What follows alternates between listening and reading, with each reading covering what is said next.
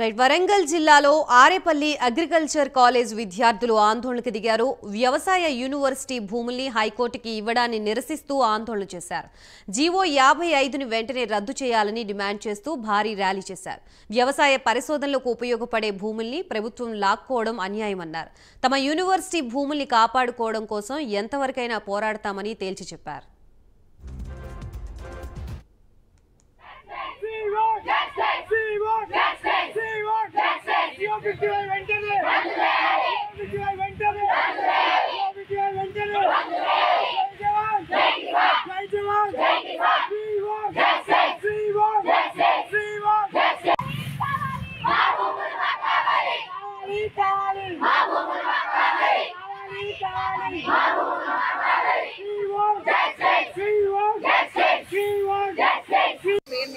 Final year students మేము ఇక్కడ పీజీటీఎస్ agriculture కాలేజ్లో చదువుతున్నాం.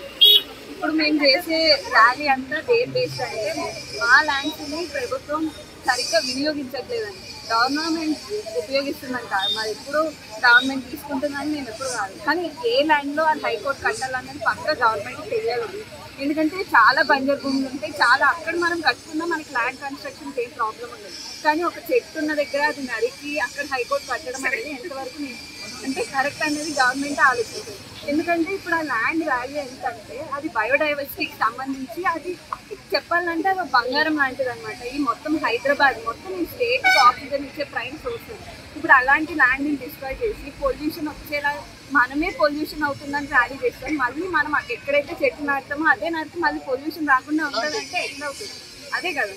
సో ఉన్న ల్యాండ్ని ఎలా యూజ్ చేసుకోవాలనేది గవర్నమెంట్ పక్కా తెలియాలి. ఎక్కడ ఏం కట్టాలనేది మాత్రం పక్కా తెలియాలి.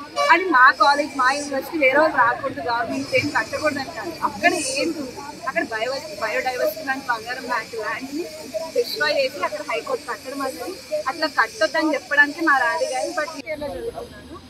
రీసెంట్గానే ఈ విషయం గురించి తెలిసింది, కానీ చాలా షాక్గా అదే చాలా షాక్గా ఉన్నాం. ఎలా గవర్నమెంట్ ఒక బయోడైవర్సిటీ పార్ట్ని డిస్కస్ చేసి ఒక హైకోర్టుని కట్టాలని నిర్ణయించుకోవచ్చు. ఎందుకంటే ఈ జనరేషన్లో మనకి ప్రకృతిని కాపాడాల్సిన అవసరం చాలా ఉంది.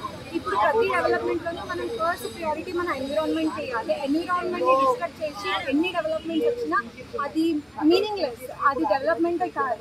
So first ఎన్విరాన్మెంట్ని